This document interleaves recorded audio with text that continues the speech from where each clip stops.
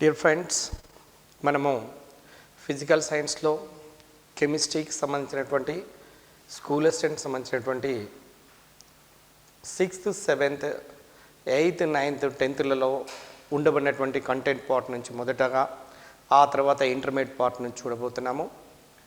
అయితే 6th class లోపల ఉండబడినటువంటి అన్ని అంశాలను 7th లోపల ఉండబడినవి కూడా చూసాము. 7th లోపల ఉండబడిన ఆమ్లాలు క్షారాలను మనము 10thలో ఉండబడినటువంటి ఆమ్లాలు క్షారాలు ఇంటర్లో ఉన్నటువంటి వాటితో కలుపుతూ మనము పూర్తిగా పాయింట్స్ మనం నేర్చుకోబోతున్నాము. అయితే 8th క్లాస్లో లోహాలు అలోహాలు అనే చాప్టర్ తర్వాత కృత్రిమ దారాలు మరియు ప్లాస్టిక్లు అనే యూనిట్ గురించి మనము చర్చించబోతున్నాము. అయితే దారాలు ఎన్ని రకాలు, వాటిలో ఏ రకాల దారాలు ఉన్నవి, ఆ దారాలతోని ఏ రకపు బట్టలను తయారు చేస్తున్నాము, అట్లాగనే ప్లాస్టిక్లు అంటే పాలిమర్లు అనేవి ఏ విధంగా ఏర్పడుతున్నవి, మోనోమర్ అంటే ఏంటి, పాలిమర్ అంటే ఏంటి, పాలిమరైజేషన్ అంటే ఏంటి, ప్లాస్టిక్లలో రకాలు ఏంటి, నెక్స్ట్ పదార్థాల్లో జీవ విచ్ఛిన్నము చెందించేవి, జీవ విచ్ఛిన్నము కానటువంటి ఆ పదార్థాల గురించి, మరియు ప్లాస్టిక్లో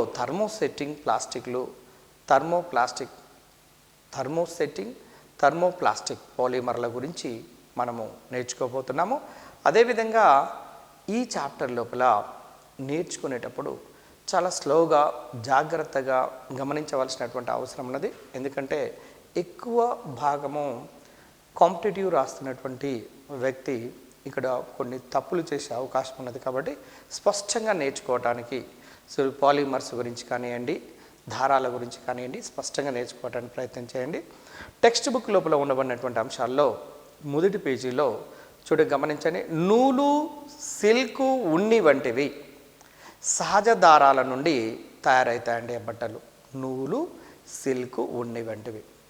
అదేవిధంగా దారాలు, సహజ దారాల తర్వాత నెక్స్ట్ కృత్రిమ దారాలు.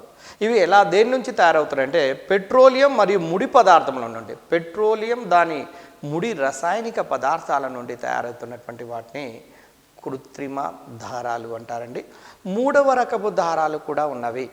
ఎందుకంటే మనకు సౌకర్యం కోసమో వివిధ రకాల దుస్తులను తయారు చేయటం కోసమో సహజమైనటువంటి దారాలను, కృత్రిమ దారాలను రెండింటిని కనుక మిక్స్డ్ చేస్తూ మిశ్రణము చెందే దారాలను కూడా తయారు చేసి ఇంకొక కొత్త రకమైనటువంటి బట్టలను తయారు చేసి మనకు సౌకర్యవంతంగా ఉండబడే బట్టలను తయారు చేసుకొని మనము ఉపయోగిస్తున్నాము. అయితే ఇందులో దారాలు ముఖ్యంగా సాధారణంగా 2 రకాలుగా తీసుకుంటే, ఒకటి సహజ దారాలు అంటే మొక్కలు మరియు జంతువుల నుండి ఏ దారాలను అయితే పొందుతూ ఉంటామో అటువంటి వాటిని సహజ దారాలు అంటారండి. మొక్కలు మరియు జంతువుల నుండి పొందుతున్నటువంటి దారాలను సహజ దారాలు అంటాము. కృత్రిమ దారాలు గమనించండి. పెట్రో రసాయనాల ద్వారా పొందేవి. ఏ దారాలైతే పెట్రో రసాయనాలను ఉపయోగించి మనము దారాలను తయారు చేస్తే అటువంటి వాటిని కృత్రిమ దారాలు అని అంటాము. ఇక 3వ రకం మనం ఇప్పుడే గమనించాము, మిశ్రణము చెందిన దారాలు. మిశ్రణము చెందిన అంటే మిక్స్డ్గా, అంటే ఈ రెండింటిని కలపడం వల్ల వచ్చే దారాలను మిశ్రణము చెందిన దారాలు అంటారు. అయితే ఇందులో ప్లాస్టిక్లు అనే ఒక ముఖ్యమైనటువంటి టాపిక్ ఉందండి. ప్లాస్టిక్ అనేది పాలిమర్లకు సంబంధించినటువంటి అంశము. పాలిమర్ అంటే ఏంటి అనే విషయాన్ని మీరు గమనించాలి. ఒక విధమైనటువంటి చిన్న చిన్న అణువులన్నీ కలిసి ఏర్పడే పెద్ద అణువులను పాలిమర్ అంటారండి. మీరు చిన్న చిన్న అణువులను మీరు పాలిఇథిలిన్ కవర్ తీసుకోండి. Ethylene plus ethylene plus ethylene అలా అనేక ఇథలిన్ అణువులు కలయిక వలన పాలిఇథిలిన్ అనే ఒక పాలిమర్ ఏర్పడుతుంది. ఆ పాలిమర్నే మనము ప్లాస్టిక్ కవర్ల రూపంలో చూస్తున్నాము. అంటే పాలిఇథిలిన్ లోపల ఉండబడే మోనోమర్ పేరు ఇథలిన్. అంటే ఇక్కడ మనము మోనోమర్లన్నీ కలిసి చివరికి అత్యధిక అణుభారము కలిగినటువంటి పాలిమర్ ఏర్పడుతున్నదని అర్థము. పాలిమరైజేషన్ గురించి మీకు స్పష్టంగా అర్థమవుతున్నాయి. అక్కడ చిన్న చిన్న అణువులన్నీ కలిసి చివరికి పాలిమరీకరణము చెంది పాలిమర్గా మారుతున్నవి. అంటే ఆ చిన్న చిన్న అణువులు, ఒక్కొక్క చిన్న చిన్న అణువును మోనోమర్ అని, ఆ మోనోమర్లన్నీ కలిసి పాలిమర్గా ఏర్పడుతుంది. ఈ విధంగా మోనోమరులన్నీ కలిసి పాలిమర్గా ఏర్పడటాన్ని పాలిమరీకరణము లేదా పాలిమరైజేషన్ అంటారు. Conversion of monomers to polymer is known as polymerization. అయితే ఇందులో మోనోమర్స్ అంటే దాని యొక్క నిర్వచనాన్ని గమనించండి. పాలిమరీకరణ చర్యలలో పాల్గొనే అణువులను, ఏవైతే పాలిమరైజేషన్ ప్రాసెస్లో పాల్గొంటాయో అటువంటి అణువులను మోనోమరులు అంటారు. ఇప్పుడు మనము గతంలో ఎగ్జాంపుల్ చూసాము. ఈథలిన్ ప్లస్ ఈథలిన్ ప్లస్ ఈథలిన్ అలా కలిసి చివరికి పాలిఈథలిన్ ఏర్పడుతుంది. అందులో మోనోమర్ అణువులు ఏంటంటే ఈథలిన్, పాలిమర్ ఏంటంటే పాలిఈథలిన్. పాలి అంటే మెనీ, చాలా అని అర్థము. మోనో అంటే సింగిల్, మోనోమర్. మర్ అంటే రిపీటింగ్ యూనిట్ అని అర్థం. Monomer single repeating unit, polymer అంటే మెనీ రిపీటింగ్ యూనిట్స్. అనేక మోనోమర్ యూనిట్ల కలయిక వలన పాలిమర్ ఏర్పడుతుంది. చివరకు ఏర్పడే ఉత్పన్నాన్ని పాలిమర్స్ అంటారు. మోనోమర్లన్నీ కలిసిపోయి చివరికి ఏర్పడేదాన్ని ఏమంటాము? పాలిమర్స్ అంటుంటాము. పాలిమరీకరణం అంటే చిన్న చిన్న అణువులన్నీ కలిసి పెద్ద అణువుగా పాలిమర్గా మారటాన్ని పాలిమరీకరణము అంటారు. యాక్టివిటీ 1 కృత్యము 1లో మీరు కొన్ని అంశాలను గమనించండి. మొక్కల నుండి వచ్చే దారాలతో తయారయ్యేవి నూలు చీర మరియు బట్టలు. చూడండి, నూలు చీర, ఇతర బట్టలు, దుప్పట్లు, డోర్ కర్టన్స్ మొదలైనటువంటి మొత్తము కూడా మొక్కల నుండి వస్తున్నటువంటివండి. ఇవి గుర్తుపెట్టుకోండి. మొక్కల నుండి వస్తున్నటువంటి దారాలతోనే తయారయ్యేవి నూలు చీర, బట్టలు, దుప్పట్లు, డోర్ కర్టన్స్.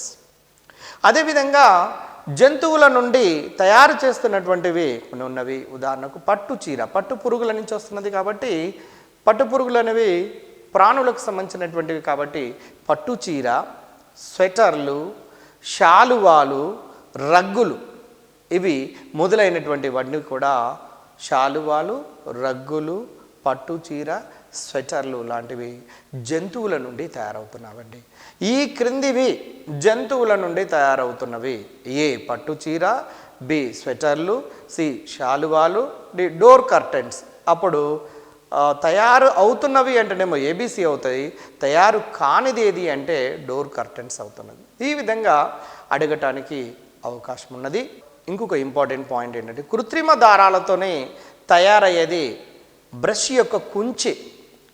కృత్రిమ దారాలతో తయారయ్యే బ్రష్ యొక్క కుంచె భాగము, తాళ్ళు, చేపలను పట్టే వలలు, గుడారాలు, మేజోళ్ళు, దిండ్లు, తివాచీలు, గొడుగుకు వాడే బట్ట ఉంటుంది చూడండి, అది కూడా కృత్రిమ దారాలకు సంబంధించిందే. లంగోటీలు మొదలైనటువంటివి అన్నివి కూడా కృత్రిమ దారాలతో తయారవుతున్నటువంటివి. కాబట్టి ఈ క్రింది వానిలో ఏది కృత్రిమ దారాలతో తయారు అయినది ఏది, కానిది ఏది అని అడగటానికి అవకాశం ఉంటుంది. కాబట్టి గుర్తుంచుకోండి, బ్రష్ యొక్క కుంచె, తాళ్ళు, చేపల యొక్క వలలు, గుడారాలు, మేచోళ్ళు, దిండ్లు, తివాచీలు. లింక్ మెథడ్ ద్వారా దీన్ని ఎలా గుర్తుపెట్టుకోవాలనో తర్వాత క్లాసులలో లింక్ మెథడ్ను ఎలా అప్లై చేసుకుంటే మన మెమరీలో పలికిపోతుందో మీకు తర్వాత క్లాసులలో మీకు చూపిస్తాను.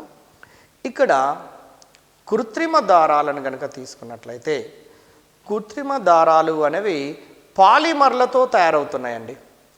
పాలిమర్లతో మనము పాలిమర్ అంటే ఏదో చూసాము. చిన్న చిన్న అణువులన్నీ కలిసి ఎక్కువ అణుభారము లేదా పెద్ద అణుభారం కలిగినటువంటి అణువుగా మారటాన్ని దాన్ని పాలిమర్ అంటారు. ఇక్కడ కృత్రిమ దారాలు అనేవి ఏంటి అంటే ఒక రకమైన పాలిమర్లు అండి. పాలిమర్ అనేది గుర్తుకు రావాలి. Monomer, polymer, polymerisation. అంటే to understand the polymeric chemistry we need the 3 important terms: monomer, polymer, polymerisation. ఈ 3 పదముల భావన లేదా అర్థము ఖచ్చితంగా తెలిసినప్పుడు మనం ఈ పాలిమర్కి సంబంధించినటువంటి అన్ని అంశాలను సులభంగా గుర్తుంచుకోవచ్చు. పెట్రో రసాయనాల నుండి కృత్రిమ దారాలు తయారవుతాయి. అందువల్లనే వీటిని మానవ నిర్మిత దారాలు అంటారు. మానవునితో నిర్మితమైనటువంటి దారాలు ఏవి అంటే కృత్రిమ దారాలు. కృత్రిమంగా తయారు చేస్తున్నాము కాబట్టి ఈ దారాలను మానవ నిర్మిత దారాలు అంటారు. ఇది టెక్స్ట్ బుక్ లోపల ఇచ్చినటువంటి అండి. ఈ క్రింది వారిలో మానవ నిర్మిత దారాలు ఏవి? సహజ దారాలు, కృత్రిమ దారాలు, మిశ్రణము చెందిన దారాలు. ఇలా ఇస్తే మనము ఆన్సర్ కృత్రిమ దారాలకు పెట్టడానికి అవకాశం ఉంటుంది. పాలిమర్ అనేది ఒక గ్రీకు పదం అండి, గ్రీక్ లాంగ్వేజ్ నుంచి వచ్చింది. దీని ప్రకారము పాలి అనగా ఎక్కువ అనే అర్థము, మెనీ అంటే చాలా సంఖ్య అనే అర్థము, మర్ అంటే రిపీటింగ్ యూనిట్ లేదా పునరావృతమయ్యే భాగము అనే అర్థము. అతి చిన్న చిన్న యూనిట్ల కలయిక వలన ఒక పెద్ద పాలిమర్ ఏర్పడుతుందనే విషయాన్ని మనము ఇప్పుడే గమనించాము. యాక్టివిటీ నెంబర్ 2లో ఇక్కడ గమనించండి. ఇక్కడ డిఎస్సిలో అడగటానికి ఒక చక్కటి అవకాశం ఉండే ఒక కాన్సెప్ట్ ఉంది.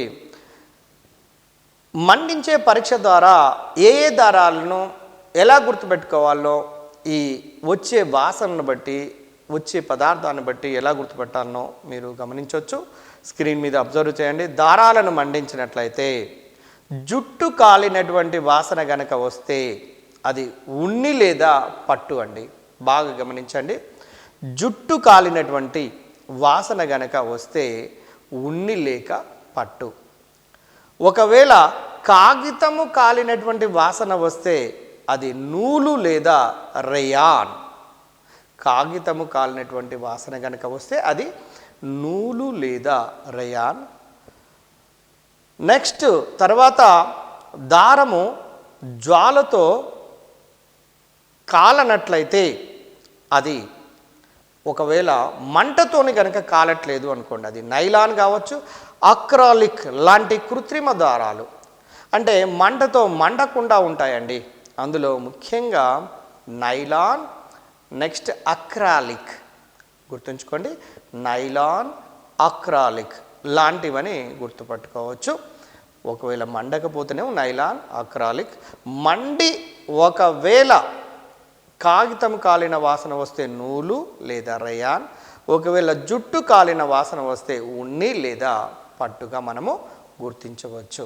ఇప్పుడు గమనించండి, నైలాన్ అనే మెటీరియల్ ఎలా ఏర్పడుతుంది, నైలాన్ లోపల ఉండబడే ఏ పదార్థాల కలయిక వలన నైలాన్ అనేది ఏర్పడుతుంది, నైలాన్ యొక్క ఉపయోగాలు ఏంటి, నైలాన్ సంబంధించినటువంటి సమాచారాన్ని ఒక్కొక్క ముఖ్యమైనటువంటి పాయింట్ వైజ్గా మనం గమనిద్దాం. ఎందుకంటే ప్రతి పాయింట్ కూడా డిఎస్సి పాయింట్ ఆఫ్ వ్యూలో ఇంపార్టెంటే. కాబట్టి ఇది నైలాన్ అనేది ఎలా ఏర్పడుతుంది అంటే నేల బొగ్గు. గమనించండి, నేల బొగ్గు, దానికి గాలి మరియు నీరు ఈ మూడింటిని కనుక కలిపి మనము నైలాన్ను తయారు చేయవచ్చు. నేల బొగ్గు, గాలి, నీరు ఈ మూడిటి కలయికతో నైలాన్ తయారవుతుందండి.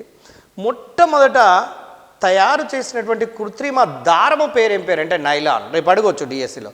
మొట్టమొదటగా తయారు చేసిన కృత్రిమ దారం పేరేంటంటే నైలాన్. నైలాన్ అనేది కృత్రిమ దారానికి ఒక మంచి ఉదాహరణగా చెప్పుకోవచ్చు. రెండవ ప్రపంచ యుద్ధ కాలంలో ప్రాచుర్యం లోపలికి వచ్చినటువంటిది ఏ దారమయ్యా అంటే నైలానే. రెండవ ప్రపంచం, సెకండ్ వరల్డ్ వార్ టైం లోపల అల్లికలకు ఉపయోగించు పట్టుకు బదులు నైలాన్ను ఉపయోగించేవారు. చూడండి, అల్లికలకు ఉపయోగించే పట్టుకు బదులు నైలాన్ను ఉపయోగించేవారండి ఆ టైం లోపల. నైలాను అనున్నది ఒక పాలియమైడ్. బాగా గుర్తుపెట్టుకోండి, నైలాను అనున్నది ఒక polyamide. Amide CONH2 amide functional group. Carbon రసాయన శాస్త్రంలో మనం స్పష్టంగా చూస్తాము.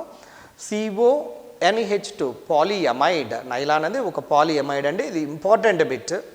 ఇది దేని నుండి ఏర్పడుతుంది, ఎలా ఏర్పడుతుంది, ఏది కండెన్సేషన్ లేదా సంగరణం చెందటం వల్ల ఏర్పడుతుంది అనే దాన్ని కనుక చూసినట్లయితే ఎగ్జామిథలిన్ డయామైన్ CH2 CH2 CH2 అలా 6 times diamine NH2 NH2 హెక్సామిథైలిన్ diamine మరియు ఎడిపిక్ ఆమ్లము. ఎడిపిక్ ఆమ్లంలో 6 కార్బన్స్ ఉంటాయండి. COOH CH2 taken 4 times COOH, COOH CH2 taken 4 times COOH. ఇది డైకార్బాక్సిలిక్ యాసిడ్. ఇక్కడ హెక్సామిథైలిన్ డయమైన్ను ఎడిపిక్ ఆమ్లంతో కనుక సంకరణము చెందించినట్లయితే చివరకు ఒక పాలిమర్ ఏర్పడుతుంది. ఆ పాలిమర్ అనేది ఒక పాలిఎమైడ్. ఆ పాలిఎమైడ్నే నైలాన్ మెటీరియల్ లేదా నైలాన్ దారణము తెలియచేయవచ్చు. నెక్స్ట్ ఇంకొక పాయింట్ గమనించండి. నైలాన్ అనే ఘనపదార్థాన్ని వేడి చేసి మీరు ఏం చేయండి అంటే ఫస్ట్ వేడి చేసి జల్లెడ గుండా పట్టినట్లయితే నైలాన్ దారాలు ఏర్పడతాయండి. ఇది ఒక ముఖ్యమైన పాయింట్లో ఇది ఒకటి. నైలాన్ అనే ఘనపదార్థాన్ని వేడి చేసి జల్లెడ గుండా పట్టినట్లయితే నైలాన్ దారాలు ఏర్పడతాయి. ఇది సాగుతుంది. నైలాన్ దారం బలంగా ఉంటుంది, తేలికగా ఉంటుంది. ఇంకేం కావాలండి? సాగగలిగే శక్తిని ఉంటుంది, బలంగా ఉంటుంది, తేలికైన లక్షణాలను కలిగి ఉంటుంది. వీటి బట్టలు మంచి మెరుపును కలిగి ఉంటాయి, దగదగలాడుతూ కనపడుతుంటాయి. అందువల్ల వీటిని ఎక్కువగా వేసుకోవడానికి ఇష్టపడుతూ ఉంటాము. అయితే బట్టలను ఉతకటానికి కూడా చాలా అనుకూలంగా ఉంటున్నాయండి. బట్టలు ఉతకటానికి తేలికగా ఉన్నవి, బలంగా ఉన్నవి, ఉతకటానికి అనుకూలంగా ఉన్నవి, మెరుపు ధరాన్ని కలిగి ఇతరులను ఆకర్షించే విధానాన్ని కలిగి ఉన్నాయి. అంచేత ఈ నైలాన్ను ఎక్కువగా వాడటానికి ప్రయత్నం చేస్తుంటారు. నెక్స్ట్ ఇంకొక పాయింట్ గమనించండి. నైలాన్ విషయంలోనే ఇది నీటిని పీల్చుకోదు కాబట్టి కావున స్థావర విద్యుత్ వీటిపై సులభంగా సృష్టించబడుతుందండి. ఈ క్లాత్ మీద స్థావర విద్యుత్ అనేది సులభంగా సృష్టించబడుతుంది. ఇవి మంటలను అంటుకోగానే వెంటనే మండుతూ ఉంటాయి. ఇవి మంటల దగ్గర కనుక ఈ నైలాన్ మెటీరియల్ వేసుకొని మనం దగ్గరలో ఉన్నట్లయితే వెంటనే అంటుకునే స్వభావాన్ని కలిగి ఉంటాయి. కాబట్టి వెల్డింగ్ చేసేటప్పుడు, మంటలకు దగ్గరలో ఉన్నప్పుడు, భారీ యంత్రాల పరికరాలను వాడేటప్పుడు ఎట్టి పరిస్థితుల్లో ఈ దుస్తులను ధరించి మనము వాటి దగ్గరలో ఈ పనులు చేయకుండా ఉన్నట్లయితే మనం సేఫ్ సైడ్లో ఉంటాము. ఎందుకంటే నైలాన్ మెటీరియల్ తొందరగా మంటలను అంటుకుంటుంది కాబట్టి. దీనిలో మంచి క్వాలిటీస్ ఉన్నప్పటికీ కూడా ఈ క్వాలిటీ ఉండడం వల్ల మనకు నష్టం జరిగే ప్రమాదం ఉంటుంది. కొన్ని సందర్భాల్లో కాలిపోయే ప్రమాదం ఉంటుంది. కాబట్టి మనము జాగ్రత్తలను తీసుకోవాల్సినటువంటి అవసరము ఉన్నది. మీరు గమనిస్తూనే ఉన్నారు, నైలాన్ గురించి మనం చదువుతూ ఉన్నాము. అయితే నైలాన్తో తయారయ్యేవి వాటి యొక్క లక్షణాలు చూసినట్లయితే ఎలా ఉంటాయి? మనం ఇప్పుడే చూసాము. తేలికగా ఉంటాయి, గట్టిగా ఉంటాయి, బలంగా ఉంటాయి, సాగే గుణాన్ని కలిగి ఉంటాయి, నీటిని తక్కువగా పీల్చుకుంటాయి, స్థావర విద్యుత్తు ఏర్పడటానికి అవకాశం ఉంటుంది, వాటిపైన ఒత్తిడిని తట్టుకునే లక్షణాన్ని కూడా కలిగి ఉంటుంది, మెరుపు లక్షణాన్ని కలిగి ఉంటుంది. కాబట్టి ఇవి నైలాన్కు సంబంధించినటువంటి ముఖ్యమైనటువంటి లక్షణాలు. అయితే ఈ నైలాన్తో మనం చూసాము బ్రష్ యొక్క కుంచె అంటే పట్టుకోవడానికి చూడండి. బ్రష్ యొక్క కుంచె, తాళ్ళు, వలలు, చీరలు, స్త్రీల యొక్క మేజోళ్ళు, సాక్సులు, తర్వాత సీట్ బెల్టులు, తెరలు, తివాచీల తెరలలో, తివాచీల యొక్క తయారీ లోపల, పారాచూట్ల తయారీ లోపల కూడా నైలాన్ను ఉపయోగిస్తారండి. పారాచూట్స్ అంటే పైగా గాలిలో ఎగురుతున్నటువంటి మనం ఎన్నో సందర్భాల్లో చూస్తాము. పారాచూట్ తయారీ కూడా నైలాన్ ఉపయోగిస్తాము. స్విమ్మింగ్ వేర్స్ మీకు ఐడియా ఉంటే ఈతకు సంబంధించినటువంటి దుస్తులను కూడా ఈ నైలాన్ మెటీరియల్తోని ఉపయోగిస్తాము. తెర చాపలు, నెక్స్ట్ అదేవిధంగా గొడుగుకు వాడే క్లాత్, కారు యొక్క టైర్లను కూడా మనము ఈ నైలాన్ మెటీరియల్తో తయారు చేస్తుంటాము. వీటన్నిటిని ఒక చక్కటి లింక్ పద్ధతి ద్వారా మీరు గుర్తుపెట్టుకొని ఈ క్రింది వానిలో ఏది నైలానుతో తయారైనది, ఈ క్రింది వానిలో ఏది నైలానుతో తయారు కాలేదు అలా కూడా అడగటానికి అవకాశాలు ఉన్నాయి. కాబట్టి ఆ పాయింట్ ఆఫ్ వ్యూలో అన్నీ గుర్తుంచుకోవటానికి లింక్ మెథడ్ను ఉపయోగిస్తే ఏమాత్రం ఇబ్బంది లేకుండా మనం గుర్తుపెట్టుకోవచ్చు. పర్వతాలను అధిరోహించుట కోసము ఎత్తైనటువంటి పర్వతాలను అధిరోహించేటప్పుడు వాడే తాళ్ళ లోపల నైలాన్ మెటీరియల్ గట్టిగా ఉంటుంది కాబట్టి దాన్ని ఎక్కువ ఉపయోగిస్తారు. నైలాన్ యొక్క గట్టితనం ఎంతవరకు ఉంటుంది అనేది మనం చిన్న యాక్టివిటీ ద్వారా మనం గమనించవచ్చు. దాన్ని చూడండి, మీరు స్క్రీన్ మీద గమనిస్తున్నారు. స్క్రీన్ మీద కనపడుతున్నటువంటి ఆ బొమ్మ లోపల ఆ దారాన్ని మనము వేలాడుతున్నటువంటి పళ్ళెంతో ఇనుప స్టాండ్ను దాన్ని కనుక గమనిస్తున్నట్లయితే దారం యొక్క గట్టితనం ఎంతవరకు ఉంటుంది అనేది ఈ ప్రయోగం ద్వారా మనము తెలుసుకోవచ్చు.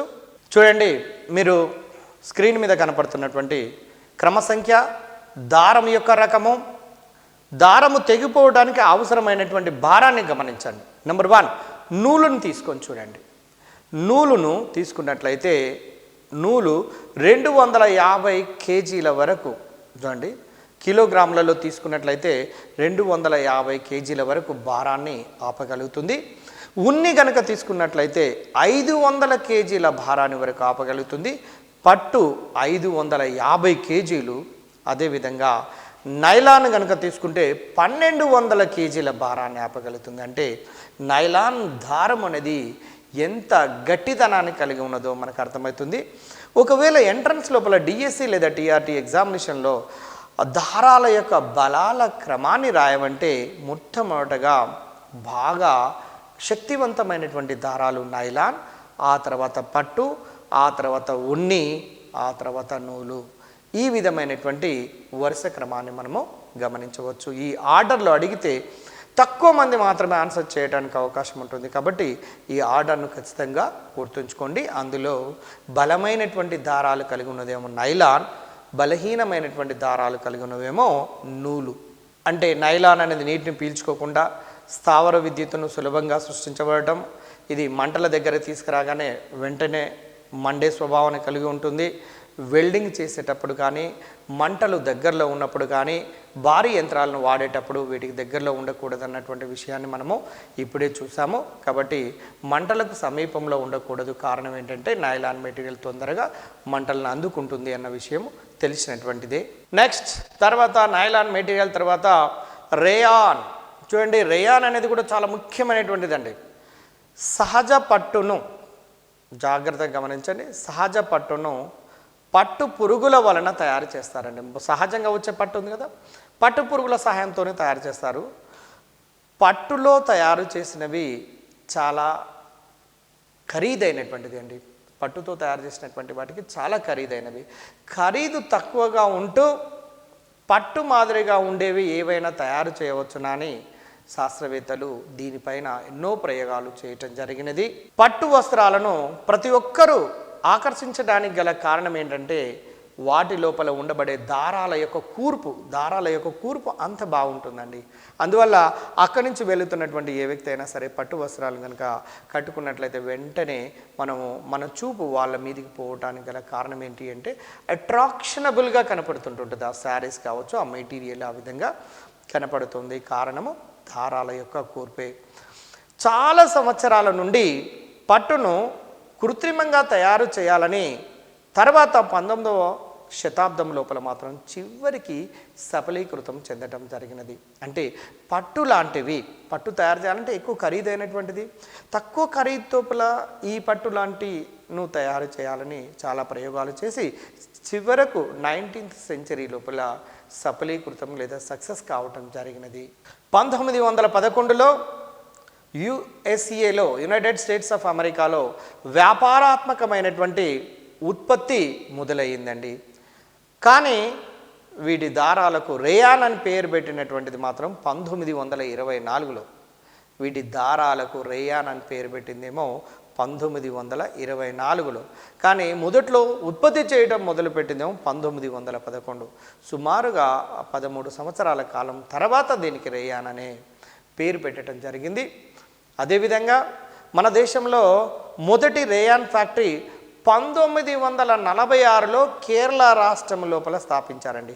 1946 అంటే స్వాతంత్ర్యం కంటే ముందల 1947లో మనకు ఇండిపెండెన్స్ వస్తే 46 లోపల కేరళ లోపల దీనికి రేయాన్కి సంబంధించినటువంటి ఫ్యాక్టరీను మన దేశం లోపల స్థాపించడం జరిగినది. రేయాన్ తయారీకి వాడే మూల పదార్థాలు ఏంటి ఇది గమనించాలి. ఇక్కడ రేయాను తయారీకి వాడే మూల పదార్థాలేవి, నైలాన్ తయారీకి వాడే మూల పదార్థాలేవి, నైలాన్ యొక్క లక్షణాలు ఏంటివి, రేయాన్ యొక్క లక్షణాలు ఏంటివి, ఇవి ఒకదాని పక్కన ఒకటి రాస్తూ మనము కంపేర్ చేస్తూ గుర్తుపెట్టుకోవటము చాలా ఈజీ. కాబట్టి ఆ విధంగా గుర్తుంచుకోవడానికి ప్రయత్నం చేయండి. రేయాను తయారీకి వాడే మూల పదార్థము కాగితము గుజ్జు కానీ పెట్రో రసాయనాలు కానీ కావు. కాగితము గుజ్జుని కానీ పెట్రో రసాయనాలు మాత్రం వాడము. కానీ రేయాన్ అనేది ముఖ్యంగా మొక్కలలో నుంచి వస్తున్నటువంటి సెల్యులోజ్ నుండి పొందగలిగే ఒక కృత్రిమ దారము. కాబట్టి దీన్ని సెల్యులోజ్ దారం అని కూడా అంటారు.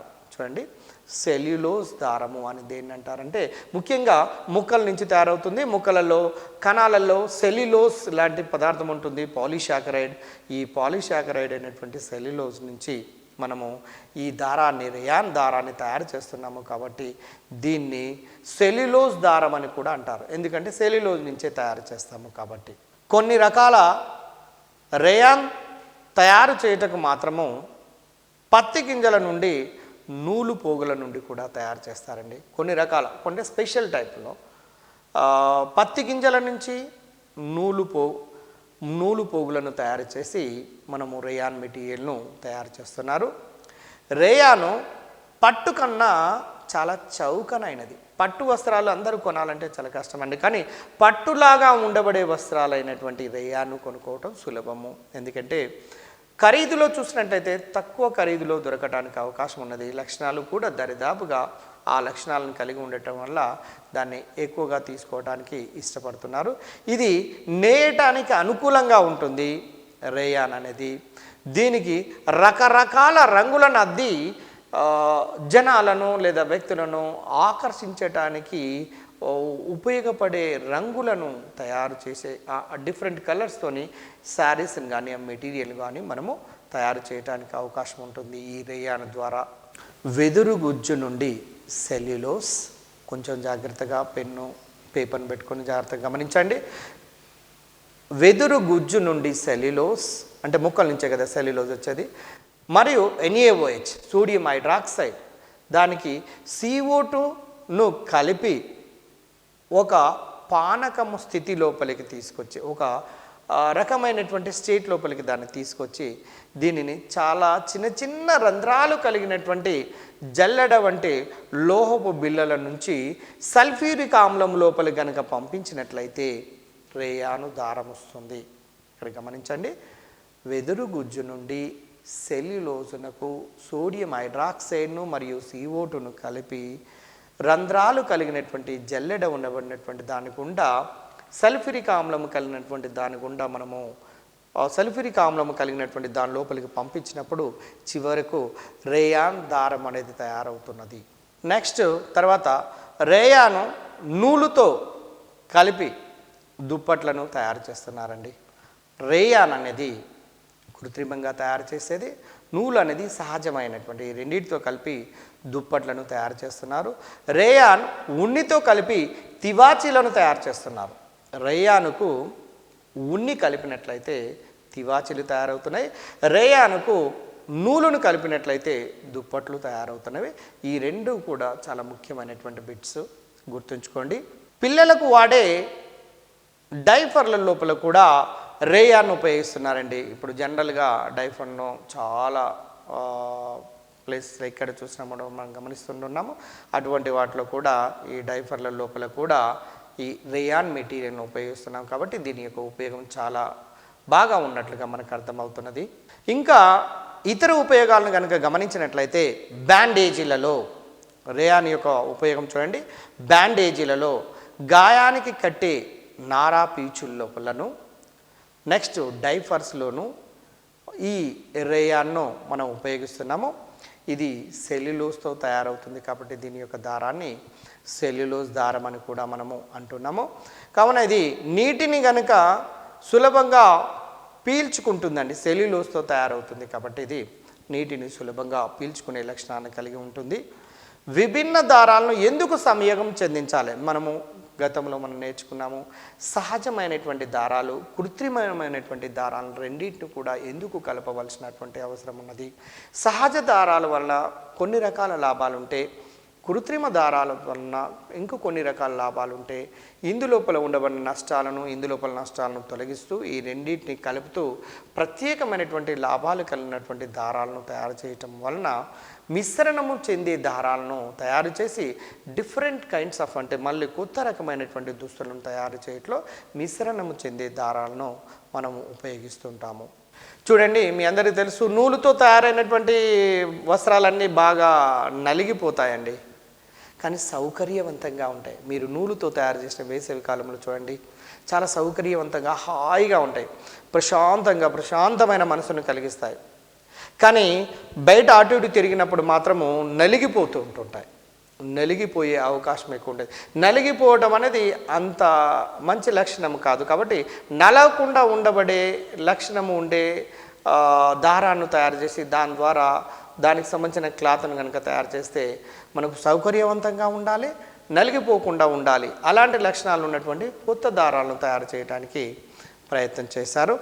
అయితే ఇక్కడ మీరు గమనించాల్సినటువంటి అంశం ఏంటంటే, నూలుతో తయారైనటువంటివన్నీ నలిగిపోతాయి కానీ సౌకర్యవంతంగా ఉంటాయి. పాలిస్టర్తో తయారైనటువంటివి నలిగిపోవు కానీ సౌకర్యవంతంగా ఉండవు. మీరు పాలిస్టర్ షర్ట్స్ వేసుకొని చూడండి, ఎన్నిసార్లు మనం కలిపినా కూడా నదిపినా కూడా అవి ముడతలు పడవు, కానీ వేసుకున్నట్లయితే సౌకర్యవంతంగా హాయిగా రిలాక్స్ని ఇవ్వవు. కాబట్టి ఈ రెండింటి లక్షణాలను కలుపుతూ అంటే మిశ్రణిగా చేసే కొత్త రకమైనటువంటి వస్త్రాన్ని తయారు చేసి అంటే వేసుకుంటే హాయిగా ఉండాలి, నలిగిపోయినటువంటి దారాన్ని తయారు చేయాలన్నటువంటి ఆలోచన శాస్త్రవేత్తల్లో కలిగి అలాంటి బట్టలను తయారు చేయటం జరిగినది. మిశ్రణము అంటే ఏంటి? మీరు ఒకసారి స్క్రీన్ మీద అబ్జర్వ్ చేయండి. ఏదైనా కృత్రిమ దారాన్ని రెండు లేదా ఎక్కువ ఇతర దారాలతో కలిపే ప్రక్రియను మిశ్రణము అంటారు. మీకు తెలుసు మిశ్రణము అంటే? మిశ్రణము ఎందుకు చేయాలి అనే ఒక ఫస్ట్ ప్రశ్న కనుక వేసినట్లయితే విభిన్నమైనటువంటి దారాల కూర్పు కనపడుతుందండి. విభిన్నమైనటువంటి దారాల కూర్పు మరియు సహజ కృత్రిమ దారాలను కలపడం వలన కొన్ని మంచి లక్షణాలు ఏర్పడుతున్నవి. మంచి గుణము కలిగినటువంటి వస్త్రము కొరకు ఈ మిశ్రణము చెందించవలసినటువంటి అవసరం ఏర్పడినది. చూడండి ఫ్రెండ్స్, మీరు గమనిస్తూనే ఉన్నారు, మిశ్రణిలో సహజ దారము ఎక్కువై గమనించండి. జనరల్గా ఊహించవచ్చు, మిశ్రణిలో సహజ దారము కనుక ఎక్కువైనట్లయితే గాలి తగిలేటట్టుగా చేసి సౌకర్యవంతంగా ఉంటుంది. మిశ్రణిలో ఎప్పుడు సహజమైనటువంటి దారం ఉన్నట్లయితే, ఒకవేళ పాలిస్టర్ కనుక ఉంటే సౌకర్యవంతంగా ఉండదు. నెక్స్ట్ తర్వాత ఈ రేయాన్, నైలాన్ అనే రెండు ప్రధానమైనవి అయిపోయిన తర్వాత ముఖ్యమైనటువంటి ఇంకొక చివరిది ముఖ్యమైనటువంటి పాలిమర్ అక్రాలిక్ పాలిమర్ లేదా అక్రాలిక్ దారాల గురించి మనం నేర్చుకోబోతున్నాము. చలికాలములో స్వెటర్లు, శాలువాలు, కంబళ్ళు మొదలగు వాటిని ఉపయోగిస్తారండి. అంటే తయారు చేయడానికి అక్రాలిక్ మెటీరియల్ను ఉపయోగిస్తారు. చలికాలంలో వాడే ముఖ్యంగా వింటర్ సీజన్లో ప్రస్తుతం ఉన్నటువంటి ఈ సీజన్ లోపల స్వెటర్లు, శాలువాలు, కంబళ్ళు మొదలైనటువంటివన్నీ కూడా అక్రాలిక్ మెటీరియల్తో తయారు చేయబడినటువంటివే.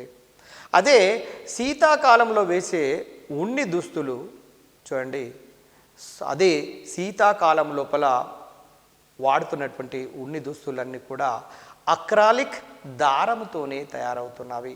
సాధారణంగా స్వెటర్లు, కంబళ్ళు, శాలువాలు ఎప్పుడు వాడతారంటే చలికాలంలో వాడతారు. చలికాలంలో వాడుతున్నటువంటి మెటీరియల్ లోపల ఉండబడేది ఏంటంటే అక్రాలిక్ అనే పాలిమర్కి సంబంధించినటువంటి అంశము మనము గమనించవచ్చు. నెక్స్ట్ ఇంకొక పాయింట్ని గమనించండి. అక్రాలిక్ చూడటానికి ఉన్ని మాదిరిగానే ఉంటుంది. అక్రాలిక్ అనేది చూడటానికి ఉన్ని ఎలా ఉంటుందో అదే ఉంటుంది, కానీ ఇది కృత్రిమమైనటువంటి ఉన్ని.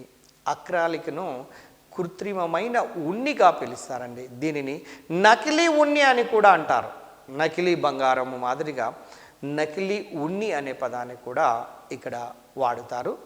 దీనిని పారిశ్రామికంగా నేలబొగ్గు, గాలి ప్లస్ నీరు ప్లస్ నూనె సున్నపురాలను వీటన్నిటినీ కలపడం వల్ల అక్రాలిక్ అనే దారాన్ని తయారు చేస్తున్నాము. కాబట్టి గుర్తుంచుకోండి, పారిశ్రామికంగా దీన్ని తయారు చేసేటప్పుడు నీలబొగ్గు, గాలి, నీరు, నూనె, సున్నపురాలను వీటన్నిటిని కలపడం వలన అక్రాలిక్ అనేది తయారవుతుంది. కాబట్టి అక్రాలిక్ లోపల ఉండబడే ముడి పదార్థాల పేర్లు అంటే ఇవి మనము చెప్పవలసినటువంటి అవసరం ఉన్నది. రైట్, చూడండి, గమనించండి. అక్రాలిక్ అనేది ఉన్నితో తయారయ్యే వస్తువులు.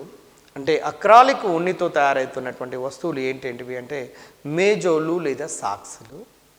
ముఖ్యంగా క్రీడా దుస్తులను కూడా అక్రాలిక్ మెటీరియల్స్తో తయారు చేస్తుంటారు. స్వెటర్లు కూడా మనము అక్రాలిక్ వస్తువులతో అంటే అక్రాలిక్ దారంతో మనం తయారు చేస్తూ ఉన్నాము. నెక్స్ట్ ఇంకొక పాయింట్ గమనించండి. కృత్రిమ దారాలు తక్కువ నీటిని శోషించుకొనుట, వేగంగా పొడిబారటం. నీటిని తక్కువ శోషించుకుంటే తొందరగా పొడిబారటం అంటే తొందరగా ఆరుతూ ఉంటాయి. అలాంటి లక్షణాలు కృత్రిమ దారాలలో కనపడుతుంటాయండి. కృత్రిమ దారాలతో తయారైనటువంటి దుస్తులు వంటగదిలో వాడరాదు. గతంలోనే మనం చూసాము. ఎందుకంటే వంటగదిలో ఏమైనా మంటలు తగలటానికి అవకాశం ఉంటుంది. కాబట్టి కృత్రిమ దారాలతో తయారైనటువంటి ఏ వస్త్రాన్ని కూడా కిచెన్ రూమ్ లోపలికి వెళ్ళకుండా ఉండేటట్టుగా చూసుకోండి. చివరిలో పాలియస్టర్. చూడండి, పాలియస్టర్. పాలి అంటే అనేకము, ఎస్టర్ అంటే ఎస్టర్లు. మీకు ఆర్గానిక్ కెమిస్ట్రీ లేదా కార్బన్ రసాయన శాస్త్రం చదివేటప్పుడు మీకు వెంటనే అర్థమవుతుంది. పాలియస్టర్ అనేది ఒక కృత్రిమమైనటువంటి దారం అండి. సేమ్ దీని అక్రాలిక్ మాదిరిగానే ఇది కూడా ఒక కృత్రిమమైన దారము. వస్త్ర పరిశ్రమలో విప్లవాత్మకమైనటువంటి మార్పులు తీసుకొచ్చింది పాలియస్టర్. వస్త్ర పరిశ్రమ లోపల విప్లవాత్మకమైనటువంటి మార్పులు తీసుకొచ్చింది పాలిస్టర్. ఈ వస్త్ర పరిశ్రమ పాలిస్టర్ యొక్క లక్షణాలు ఏంటంటే ఇది నైలాను మాదిరిగా మంటను అంటుకుంటుంది. పాలిస్టర్ షర్ట్ని మీరు గమనించి చూడండి. ఈ మధ్యకాలంలో తక్కువ వాడుతున్నారు, కానీ పాలిస్టర్కు స్పెషల్ క్వాలిటీస్ ఉన్నవి. అవి అందులో ఇది కూడా తొందరగా మండే స్వభావాన్ని కలిగి ఉంటుంది. నీటిని కూడా తక్కువగా పీల్చుకుంటుంది. మలగటం అనేది లేదా నలగటం అనేది జరగటం అనేది చాలా తక్కువగా కనపడుతుంది ఈ పాలిస్టర్ లోపల. పాలిస్టర్ గమనించండి, ఆ లక్షణాలు ఒక్కసారి చూడండి స్క్రీన్ మీద. సులభంగా ముడుచుకపోదు. మీరు కలిపి ఇటు అటు కలిపినా కూడా ముడుచుకపోదండి పాలిస్టర్ షర్ట్ను, పాలిస్టర్ క్లాత్ను ఏదైనా సరే. ఎక్కువ మన్నిక, అసలు అది చినగటానికి ఎంతో కాలం పడుతుంది. కాబట్టి ఎక్కువ కాలం మన్నికగా ఉండటానికి ఉండే లక్షణం ఉంటుంది. ఉతకటానికి చాలా సులభం అండి, చాలా సులభంగా. ఎన్ని బట్టలైనా ఎంత తక్కువ కాలంలో అంటే అంత తక్కువ కాలంలో ఉతుకోవచ్చు. దానికి ఉండబడే మురికి కూడా తొందరగా తొలగిపోతుంది. టెర్లిన్ ఎక్కువ ప్రాచుర్యం లోపల ఉండబడినటువంటి పాలియస్టర్. టెర్లిన్ అనేది ఒక పాలియస్టర్ అండి. పాలియస్టర్ అంటే దాని లోపల అనేక ఎస్టర్లతో కూడుకొని ఉన్నటువంటిది. అతి సన్నని దారాలుగా తయారు చేయవచ్చు. పాలిస్టర్ను చాలా సూక్ష్మమైనటువంటి దారాలుగా తయారు చేయవచ్చు. ఇది సహజ దారాలతో మిశ్రణము చెందుతుంది. ఇప్పుడు పాలిస్టర్ అనేది సహజమైనటువంటి దారాలతో రెండింటితో మిశ్రణం చెంది కొత్త రకమైనటువంటి బట్టలను తయారు చేస్తున్నారు. ఇప్పుడు ఎగ్జాంపుల్ ఈ మధ్య కాలంలో వాడుతున్నటువంటి చూడండి, టెర్లిన్ ప్లస్ కాటన్. టెర్లిన్ అనేదేమో కృత్రిమమైనది, కాటన్ అనేదేమో సహజమైనది. ఈ రెండింటిని కనుక మిశ్రణము చెందించినట్లయితే టెర్లీ కాటన్. మీరు ఎన్నో సందర్భాల్లో ఏం షర్ట్ ఇది అంటే టెర్లీ కాటన్ షర్ట్ అంటుంటారు. టెర్లీ కాటన్. ఈ టెర్లీ కాటన్ అనేది మిశ్రణము చెందబడినటువంటిది. నెక్స్ట్ టెర్లిన్ ప్లస్ ఊలు రెండు కలవటం వల్ల టెర్రీ ఊల్ అనే ఒక మెటీరియల్ తయారవుతున్నది. కాబట్టి ఇది కూడా మిశ్రణము చెందిన దానికి టెర్లీ కాటన్, టెర్లీ ఊల్ అనేవి ఈ రెండు మెటీరియల్స్ కూడా మిశ్రణము చెందే దారాలకు ఉదాహరణగా తీసుకోవచ్చును. ఫ్రెండ్స్, మీరు పాలిస్టర్ గురించి మేము చదువుతున్నాము. మనము డైమిథైల్ ఈథర్ CH3OCH3 ఫార్ములా మీకు ఆర్గానిక్ కెమిస్ట్రీలో మీకు తెలిసిపోతుంది. చాలా క్లియర్గా ఈజీగా రాస్తారు. డైమిథైల్ ఈథర్ టెరిప్టాలిక్ ఆమ్లములను చర్య జరిపినట్లయితే ఏర్పడే డైహైడ్రిక్ ఆల్కహాల్తో ఏర్పడినటువంటి ఉత్పన్నాన్ని డైహైడ్రిక్ ఆల్కహాల్తో చర్యనందిస్తే ఒక పాలియస్టర్ ఏర్పడుతుందండి. ఇక్కడ మళ్ళొక్కసారి గమనించండి. డైమిథైల్ ఈథర్ను టెరిప్టాలిక్ ఆమ్లంతో చర్యనొందగా ఏర్పడినటువంటి ఉత్పన్నాన్ని డైహైడ్రిక్ ఆల్కహాల్తో ఇరువైపుల 2 OH గ్రూపులు ఉన్నటువంటి ఆల్కహాల్తో కనుక చర్యనొందిస్తే అప్పుడు పాలిఎస్టర్ అన్నది ఏర్పడుతుంది. మీ అందరికీ తెలుసు ఎస్టర్ అన్నది కార్బాక్సిలిక్ ఆమ్లాలు ఆల్కహాల్ రెండింటి చర్యను అందిస్తే ఎస్టర్ ప్లస్ వాటర్ ఏర్పడుతుంది. దాన్నే ఎస్టరిఫికేషన్ అంటారు. ఇక్కడ కూడా అదే విషయాన్ని మనం గమనించవచ్చు. దీనిని సోడా సీసాల నుండి ఎన్నో ఇతర వస్తువుల తయారీలో పడవల వరకు ఉపయోగిస్తారండి. అంటే అనేక రకాల పదార్థాల తయారీ లోపల ఈ పాలిఎస్టర్ను ఉపయోగిస్తున్నారు. చూడండి, సోడా సీసాల నుండి మొదలుకొంటే ఎన్నో ఇతర వస్తువుల తయారీ లోపల ఈ పాలిఎస్టర్ మెటీరియల్ను ఉపయోగిస్తున్నాము. చూడండి, పిఈటి పాలిఎథిలిన్ టెరిప్తలేట్స్ అనున్నది ఒక పాలిస్టర్ యొక్క రూపం. పిఈటి అనేది ఒక పాలిస్టర్ యొక్క రూపము. దీన్ని ఉపయోగించి పిఈటిని ఉపయోగించి సీసాలు, వంట పరికరాలు మరియు ఫిల్మ్ తీగలు లాంటి వాటిని తయారు చేయటానికి ఈ పిఈటి అనే ఒక పాలిఎస్టర్ను ఉపయోగిస్తున్నాము. మీరు గమనించాల్సింది ఏంటంటే స్క్రీన్ పైన చూడండి, ఒక్కసారి 1వ నంబర్ 2 3 4 5 6 7 సింబల్స్ ఉన్నాయి చూడండి. ఒక్కొక్క దానికి ఒక సింబల్తోని తర్వాత అక్కడ అబ్రివేషన్ లెటర్స్ మీకు కనపడుతున్నవి. చూడండి, మొదటిది పిఈటి, చూడండి పాలిఎథిలిన్ టెరిప్తలేట్. రెండవది హెచ్డిపిఈ ఉన్న చూడండి, అధిక సాంద్రత కలిగినటువంటి పాలిఇథిలిన్, హెచ్డిపిఈ హై డెన్సిటీ పాలిఇథిలిన్. రెండవ దానికి సింబల్ను జాగ్రత్తగా గమనిస్తూ ఉండండి. మూడవది పివిసి మెటీరియల్ను చూడండి పైపులలో బాగా వాడుతూ ఉంటుంటాము, పాలివినైల్ క్లోరైడ్ పివిసి అనేది. నాలుగవది కనుక తీసుకుంటే ఎల్డిపిఈ. హెచ్డిపిఈ అంటే హై డెన్సిటీ పాలిఇథిలిన్, ఎల్డిపిఈ అంటే లో డెన్సిటీ పాలిఇథిలిన్. ఎల్డిపిఈ అల్ప సాంద్రత కలిగినటువంటి పాలిఇథిలిన్ అండి. Next polypropylene PP. రేపు ఎగ్జామినేషన్లో అడగవచ్చు పీపీ అంటే ఏంటి అంటే పాలిప్రొపిలిన్. పీపీ యొక్క అబ్రివేషన్ ఇది, అంటే పాలిప్రొపిలిన్ యొక్క అబ్రివేషన్ పీపీ. ఇక తర్వాత పాలిస్టైరిన్. మీకు తెలుసు బెంజిన్ మీద వినైల్ గ్రూప్ CH211CH గ్రూప్ కనుక ఉంటే దాన్ని వినైల్ గ్రూప్ అంటారు. బెంజిన్ మీద వినైల్ గ్రూప్ ఉంటే దాన్ని స్టైరిన్ అంటారు. స్టైరిన్లో అనేకం కలిసినట్లయితే పాలిస్టైరిన్ ఏర్పడుతూ ఉంటుంది. దాని యొక్క అబ్రివేషన్ లెటర్ PS పాలిస్టైరిన్తో చూపిస్తాము. తర్వాత ఇతరులకైతే 7వ నంబర్ను గమనిస్తే మీకు ఇతరుల వాటికి సింబల్ ఏ విధంగా ఉపయోగిస్తారో మీకు తెలిసిపోతుంది. మీరు చూడండి, మనం జనరల్గా బేకరీ షాప్ లోపలికి వెళ్ళినప్పుడు శీతల పానీయాలు కూల్ డ్రింక్స్ తాగినప్పుడు వాటి అడుగు భాగంలో త్రిభుజాకారం లోపల ఒక గుర్తు ఉంటుందండి, 1వ నంబర్ ఉంటుంది. ఏ బ్రాండ్ అయినా చూడండి, గమనించండి, ఏ కూల్ డ్రింక్స్ బ్రాండ్స్కి అయినా దాని కింది భాగంలో త్రిభుజాకారం లోపల ఒక గుర్తు ఉంటుంది. ఆ గుర్తును బట్టి మనము కొన్ని విషయాలను అర్థం చేసుకోవచ్చు. చూడండి, శీతల పానీయాల బాటిల్స్ పైన కార్బన్తో కోటింగ్ చేయబడి ఉంటుందండి. కార్బన్తోని కోటింగ్ చేయబడి ఉంటుంది. ఎందుకంటే ఆ పానీయాలు దానితో చర్య నొందకుండా ఉండుట కొరకు. చర్య నొందనటువంటిదా చర్య నొందేదా కూడా మనకు తెలుసుకోవడానికి దాని మీద ఉండబడినటువంటి గుర్తు లేదా సింబల్ను బేస్ చేసుకొని మనము అర్థం చేసుకోవడానికి అవకాశం ఉంటుంది. చూడండి ఫ్రెండ్స్, ఇక ప్లాస్టిక్స్ అనేవి పాలిమర్లు అనే విషయాన్ని మీకు ఆల్రెడీ మనం చదువుకున్నాము. మోనోమర్లు కలిసి పాలిమర్ ఏర్పడుతుంది. మోనోమర్లు పాలిమర్లుగా మారడమే పాలిమరీకరణం అంటారని, ప్లాస్టిక్లన్నీ ఒక రకమైన పాలిమర్లని. ఈ ప్లాస్టిక్ల గురించి మొదటి పాయింట్ మీరు గమనించండి, కృత్రిమ దారాల మాదిరిగానే, కృత్రిమ దారాలు కూడా ఆల్మోస్ట్ పాలిమర్సే కాబట్టి దాని మాదిరిగానే ప్లాస్టిక్లు కూడా ఒక రకమైనటువంటి పాలిమర్లే. పాలిమర్లలో మోనోమర్ల యొక్క అమరిక రేఖీయ విధానంలో, మీరు స్క్రీన్ మీద గమనించండి, రేఖీయ విధానంగా గమనించవచ్చు. అంటే రేఖీయ నిర్మాణాన్ని కలిగి ఉన్నటువంటి పాలిమర్ ఆ విధంగా ఉంటుంది. పాలిమర్ల లోపల అడ్డంగా కనుక అనుసంధానము చెందబడి ఉంటే, అడ్డంగా మోనోమర్లు ఈ విధంగా అనుసంధానము చెందబడి ఉన్నట్లయితే దాని యొక్క స్ట్రక్చర్ ఏ విధంగా ఉంటుందో మీరు స్క్రీన్ మీద స్పష్టంగా మీరు గమనించవచ్చు.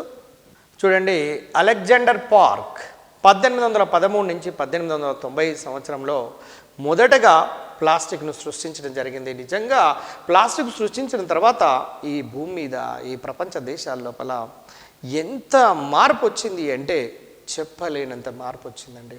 ఎందుకంటే ప్రతి మెటీరియల్ కూడా almost everything the material which is obtained in the nature almost అన్నీ కూడా చాలా వరకు ఈ ప్లాస్టిక్ మెటీరియల్తోనే ఉపయోగించడం జరిగినది. అయితే ఇవి జ్వాల పరీక్ష ద్వారా ప్లాస్టిక్లను మనము గుర్తించటం ఏ విధంగా ఉంటుందో అక్కడ మీరు స్క్రీన్ పైన ఒక పాప జ్వాల పరీక్ష చేస్తున్నట్టుగా మీరు గమనించవచ్చు. దాన్ని ఆధారంగా చేసుకొని మీరు కొన్ని విషయాలను అర్థం చేసుకుంటారు. చూడండి, జ్వాల పరీక్ష ద్వారా ప్లాస్టిక్లు 2 రకాలు అని, థర్మోప్లాస్టిక్లు, థర్మోసెట్టింగ్ ప్లాస్టిక్లు.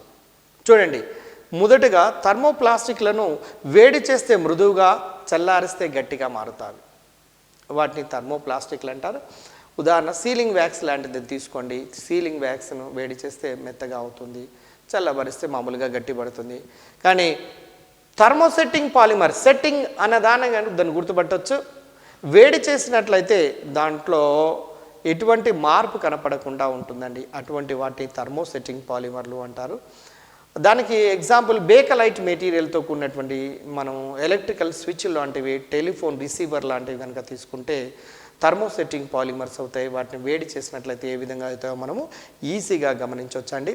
అయితే ఇక్కడ థర్మోసెట్టింగ్ పాలిమర్ల యొక్క నిర్మాణాన్ని చూసినట్లయితే ఎలా ఉంటున్నది అంటే రేఖీయ నిర్మాణాన్ని కలిగి ఉంటున్నది. అదే ప్లాస్టిక్లలోనైతేనేమో రేఖీయ నిర్మాణాన్ని కలిగి ఉంటుంది. థర్మోసెట్టింగ్లోనైతేనేమో మోనోమర్ల మధ్యన అనుసంధానం ఎలా ఉంటుందంటే క్రాస్ లింక్డ్, అంటే ఈ విధంగా క్రాస్ లింకేజ్తో కూడుకొని ఉంటున్నది. అది స్క్రీన్ పైన మీరు చూస్తే మీకు వెంటనే మీకు అర్థమైపోతున్నది. అట్లనే నెక్స్ట్ ప్లాస్టిక్ మెటీరియల్ని కనుక తీసుకున్నట్లయితే రీసైక్లింగ్ చేయవచ్చు అండి. రీసైక్లింగ్ అంటే మళ్ళీ ఆ పదార్థాన్ని మళ్ళీ మొదటి రూపాన్ని తీసుకురావచ్చు. ఇవి రీసైక్లింగ్ చేయలేము. ఉదాహరణకు బేకలైట్ స్విచ్ మెటీరియల్ తీసుకోండి. ఆ మెటీరియల్ను కాలబెట్టో లేదా వేడి చేసి మెత్తగా మార్చి మళ్ళీ రీసైక్లింగ్ చేయటం అనేది అసంభవమైనటువంటి విషయము. ఈ విధంగా థర్మోప్లాస్టిక్లకు థర్మోసెట్టింగ్ ప్లాస్టిక్లకు మధ్యన మనము డిఫరెన్స్ని గమనించవచ్చు. అయితే థర్మోప్లాస్టిక్లతోనే ఏవేవి పదార్థాలు తయారవుతున్నాయో చూడండి. బ్రష్ యొక్క ముళ్ళు, తోముకునే బ్రష్ యొక్క ముళ్ళు, తర్వాత దువ్వెన, నెక్స్ట్ బకెట్, పళ్ళెము లాంటివి దీంతో తయారవుతున్నవి. అదే మీరు థర్మోసెట్టింగ్ పాలిమర్తో తయారవుతున్నటువంటి జనరల్గా ఊహించండి. నెంబర్ 1 వంటల యొక్క పాత్రలు ఉంటాయి చూడండి, పిడి భాగము. ఉదాహరణకు మీరు ఏమైనా కిచెన్ రూమ్లో ఉపయోగిస్తున్నటువంటి ఏమైనా పాత్రను తీసుకోండి. అక్కడ మనము పట్టుకోవడానికి ఉపయోగిస్తున్న మెటీరియల్ను ఆల్మోస్ట్ థర్మోసెట్టింగ్ పాలిమర్గా ఉపయోగిస్తున్నారు. విద్యుత్ ఎలక్ట్రికల్ స్విచ్ల తయారీ లోపల, నెక్స్ట్ అదేవిధంగా టెలిఫోన్ రిసీవర్ లోపల ఇటువంటి వాటికి మనము థర్మోసెట్టింగ్ పాలిమర్లను ఉపయోగిస్తున్నాము. ఇవేమో సంకలన పాలిమెరీకరణము వల్ల ఏర్పడతాయి. ఇవి థర్మోసెట్టింగ్ పాలిమర్లు సంఘనన పాలిమెరీకరణము. సంకలన పాలిమెరీకరణం అంటే ఒక అణువు ఇంకో అణువుతో కలుస్తూ పెద్ద అణువుగా మారుతుంది. కానీ థర్మోసెట్టింగ్ పాలిమర్లో సంఘనన పాలిమెరీకరణంలో ఒక అణువు ఇంకో అణువుతో కలిసేటప్పుడు చిన్న చిన్న నీటి అణువు లాంటివి బయటికి వెళ్ళిపోతూ కలుస్తూ ఒక పెద్ద పాలిమర్గా మారుతూ ఉంటుంది. ఈ రెండింటికి సంబంధించినటువంటి స్పష్టమైనటువంటి డిఫరెన్సెస్ థర్మోప్లాస్టిక్లకు థర్మోసెట్టింగ్ ప్లాస్టిక్లకు మధ్యన తేడా ఇది వేడి జ్వాల పరీక్ష ద్వారా మనము ఏది థర్మోసెట్టింగ్ ఏది థర్మోప్లాస్టిక్ అనేది సులభంగా మనము గుర్తుపట్టడానికి అవకాశం ఉంటుంది. చూడండి, బేకలైట్ అనేది మనం ఎలక్ట్రికల్ స్విచ్లతో తయారవుతుంది. అంటే ఎలక్ట్రికల్ స్విచ్లు తయారవుతున్నది ఏంటంటే బేకలైట్ మెటీరియల్. ఆ బేకలైట్ మెటీరియల్లో ఫీనాల్ ప్లస్ ఫార్మాల్డిహైడ్, అది గుర్తుంచుకోండి, ఫీనాల్ ప్లస్ ఫార్మాల్డిహైడ్లతోనే ఆ బేకలైట్ అనే మెటీరియల్ తయారవుతుంది. స్విచ్ బోర్డులతో పాటు ఇతర విద్యుత్ ఉపకరణాల తయారీ లోపల ఈ బేకలైట్ అనే మెటీరియల్ను ఉపయోగపడుతుంది. తర్వాత ముత్యాలు మరియు విలువైన రాళ్లకు ప్రత్యామ్నాయంగా అలంకరణ వస్తువుల తయారు చేయటం లోపల కూడా వీటిని మనము ఉపయోగిస్తున్నాము. చూడండి, కంప్యూటర్ యొక్క టీవీ పరికరాల యొక్క పైభాగము తయారీలో మెలమిన్ అనే ఒక థర్మోసెట్టింగ్ పాలిమర్ను ఉపయోగిస్తారండి. కంప్యూటర్ యొక్క టీవీ పరికరం యొక్క పైభాగము తయారీ లోపల థర్మోసెట్టింగ్ పాలిమర్ను ఉపయోగిస్తాము. కంప్యూటర్ కీబోర్డ్ కూడా మెలమిన్ అనే ఒక పాలిమర్తోని తయారవుతుంది. ఇది కూడా థర్మోసెట్టింగ్ కీబోర్డ్. మనం కంప్యూటర్ ముందర కూర్చొని మనం కీబోర్డ్ ఉంటుంది చూడండి, దాన్ని అది కూడా మెలమిన్ అంటే ఇక్కడ ముఖ్యమైనటువంటి పాయింట్ ఏంటంటే మెలమిన్ అనే ఒక థర్మోసెట్టింగ్ ఆ పాలిమర్తో తయారవుతున్నదండి. కాబట్టి కీబోర్డు తయారులో ఉపయోగపడుతున్నటువంటిది ఏంటిదంటే మెలమిన్ అని గుర్తుంచుకోండి. కంప్యూటర్ యొక్క టీవీ పరికరాల పై భాగం కూడా దేంతో తయారవుతుందంటే దీనికి మెలమిన్ అనే పదార్థంతోనే. మనం ప్లాస్టిక్స్కు ఎందుకు ప్రాధాన్యత ఇవ్వాలి, అసలు లాభం ఏంటి? నెంబర్ 1 సింపుల్గా మీరు స్క్రీన్ పైన గమనించండి. నెంబర్ 1 మన్నికైనవి. నెంబర్ 2 చాలా తేలికగా ఉంటాయి. మీరు ఏవైనా ప్లాస్టిక్ చైర్స్ తీసుకోండి, ఎక్కడనైనా సరే చాలా తేలికగా ఉంటాయి. క్షయము చెందవు, బ్రేక్ కావండి, ఎక్కడ పెట్టినా కూడా క్షయము చెందటం అనేది ఉండదు. తర్వాత దృఢమైనటువంటివి, అంటే చాలా గట్టిగా ఉంటాయి. నీటిని పీల్చుకోవు, వర్షంలో పెట్టినా కూడా నీటిని పీల్చుకోవు, తక్కువ ధరలో లభ్యమవుతుంటుంటాయి. చూడండి, ఈ 5 రకాల లక్షణాలు మన్నికైనవి, తేలికైనవి, దృఢమైనవి, క్షయము చెందనివి, నీటిని పీల్చుకోవు, అన్ని రకాల పరిస్థితులకు ఇవి తట్టుకోగలుగుతాయి. లోహాలకు బదులుగా ఈ ప్లాస్టిక్లను వాడుతున్నారండి. లోహంతో తయారు చేయాలంటే, ఒక చైర్ తయారు చేయాలంటే ఎక్కువ ఖర్చుతో కూడుకొని ఉంటుంది, దాని వెయిట్ కూడా ఎక్కువగా ఉంటుంది, దాని ట్రాన్స్పోర్టేషన్ కూడా చాలా కష్టంగా ఉంటుంది. కాబట్టి వాటికి ప్రత్యామ్నాయంగా మనము ప్లాస్టిక్ మెటీరియల్ను ఈ మధ్య కాలంలో ప్రపంచమంతటా నలుమూలలో కూడా ఈ ప్లాస్టిక్ మెటీరియల్తో తయారైనటువంటి వస్తువులనే ఉపయోగిస్తున్నాము.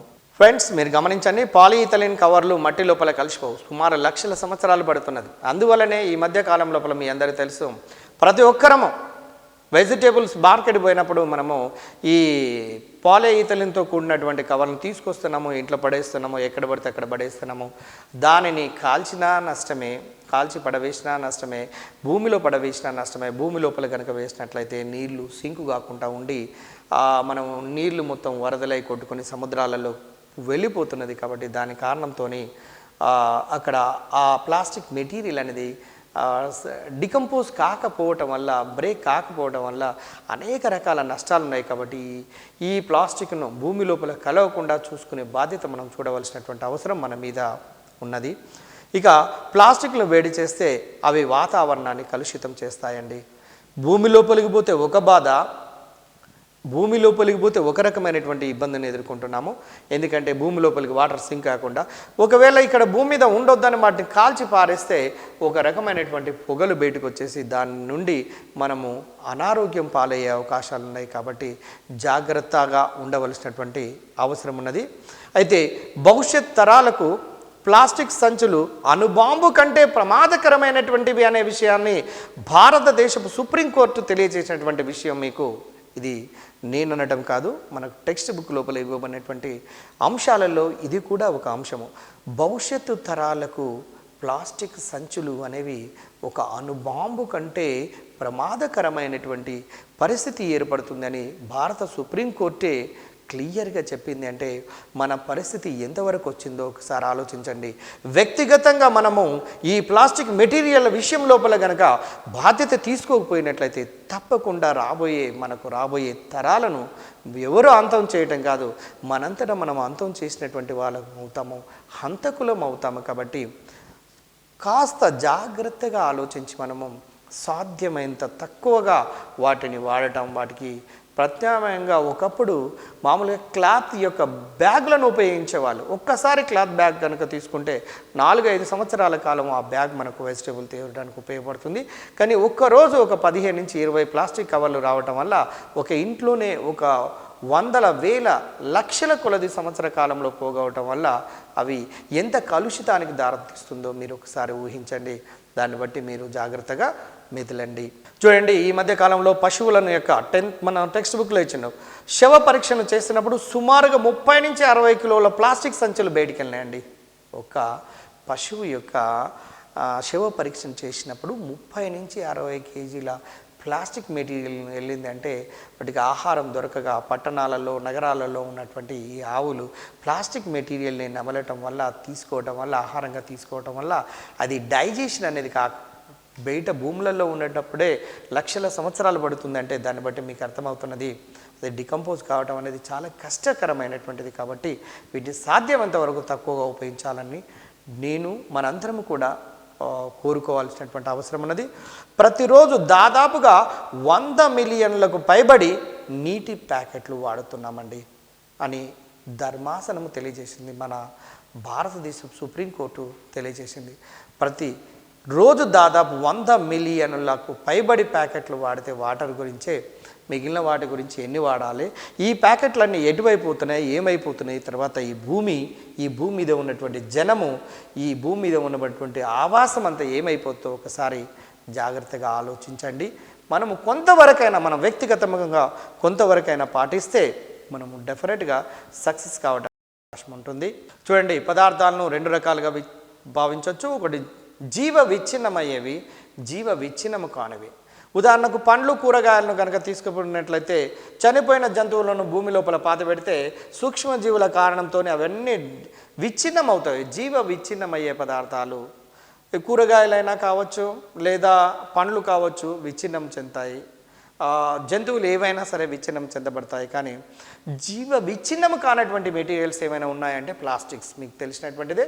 కాబట్టి ఈ ప్లాస్టిక్ను జాగ్రత్తతో వాడడానికి మనము ప్రయత్నం చేద్దాము. చూడండి, ప్లాస్టిక్ను పూర్తిగా నిషేధించాలి లేదా తగ్గించాలి.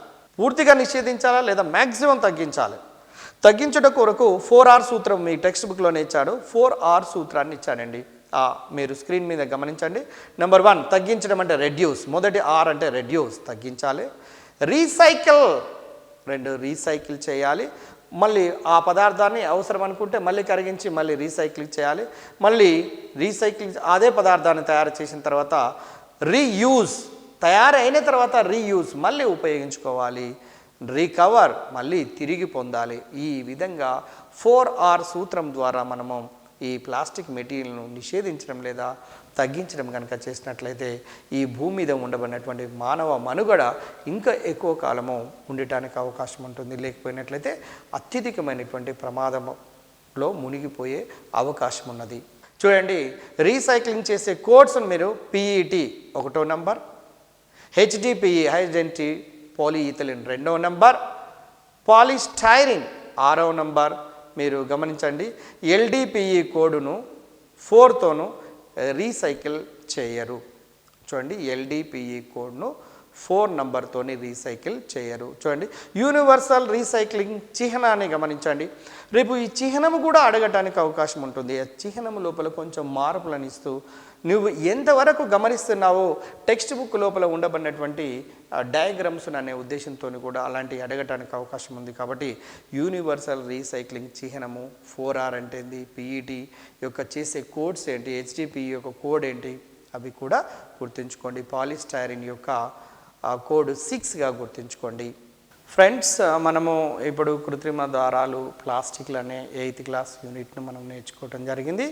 అయితే ఇందులో సహజమైనటువంటి దారాలు, కృత్రిమమైనటువంటి దారాలు, మిశ్రణం చెందే దారాలు, ప్లాస్టిక్లలోని రకాలు, థర్మోప్లాస్టిక్లు మరియు థర్మోసెట్టింగ్ ప్లాస్టిక్లు, వాటి మధ్యన విభేదాలు, వాటి మధ్యన ఉండబడే డిఫరెన్సెస్, తర్వాత మోనోమర్ అంటే ఏంటి, పాలిమర్ అంటే ఏంటి, పాలిమరైజేషన్ అంటే ఏంటి, కృత్రిమ దారాలు ఏ విధంగా ఏర్పడతాయి, సహజమైనటువంటి దారాలు ఏ విధంగా ఏర్పడతాయి, PET అంటే ఏంటి, HDPE high density పాలీఇథిలిన్, low density పాలీఇథిలిన్, LDPE అంటే ఏంటి, థర్మోప్లాస్టిక్స్ అంటే ఏంటి, నెక్స్ట్ 4R సూత్రము అంటే ఏంటి, జీవ విచ్ఛిన్నము చెందే పదార్థాలు ఏంటి, జీవ విచ్ఛిన్నము చెందనటువంటి పదార్థాలు ఏంటి, ఇలాంటి అనేక రకాల కీలకమైనటువంటి అంశాల గురించి చర్చించడం జరిగింది. అదేవిధంగా ఈ యూనిట్తో పాటుగా మనము ప్లాస్టిక్ వలన సంభవించే మార్పులు, రాబోయే తరాలకు జరగబోయే ఇబ్బందుల గురించి కూడా మనం చర్చించుకున్నాము. కాబట్టి వ్యక్తిగతంగా మనం తప్పకుండా రేపు ఈ రోజు నుంచే ఈ క్లాస్ విన్న తర్వాత నుంచే మనము ఈ ప్లాస్టిక్ మెటీరియల్ను, ప్లాస్టిక్ కవర్లను తగ్గించడానికి సెల్ఫ్గా మనంతరము ప్రయత్నం చేసి మనము ఈ భూమి మీద రాబోయే తరాలకు తప్పకుండా సహాయం చేయాలని కోరుకుంటూ ఈ చాప్టర్ లోపల మీరందరూ సక్సెస్ కావాలని కోరుకుంటూ ముగిస్తున్నాను. Thank you very much.